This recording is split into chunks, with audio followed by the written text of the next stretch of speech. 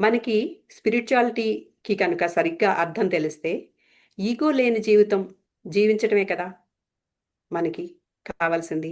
And మనం ఇక్కడికి వచ్చేది కూడా రకరకాల ఎక్స్‌పీరియన్స్‌లు చేయడానికి. అంతేగాని వాళ్ళేమనుకుంటారు, వీళ్ళేమనుకుంటారు అని మీ షెల్‌లో మీరు ఉండిపోవడానికి కాదు. మీరు అలాగా మీరు అనుకున్నది చెయ్యలేని పరిస్థితిలో ఉన్నారంటే, మీకు ఎక్కడో బ్లాక్స్ ఉన్నాయి. మణిపూర చక్రంలో ఉండే బ్లాక్స్ వలన మీరు ఈ పనిని ఉంటుంది లోపల ఫీలింగ్ చేయాలని. కానీ మీరు ఆ బ్లాక్స్ క్లియర్ చేసుకునే వరకు మీరు చేయలేరు బయటికి. సో, మనకి ఆసక్తి లేని పని చేస్తున్నప్పుడు ఎలా ఉంటుందంటే, లేదా మామూలుగా పని చేస్తున్నప్పుడు మనం బాడీ అండ్ మైండ్ ఉపయోగించి చేస్తాము. ఇక ఆ పనంటే ఆసక్తి లేదనుకోండి, మైండ్ కూడా ఉండదక్కడ.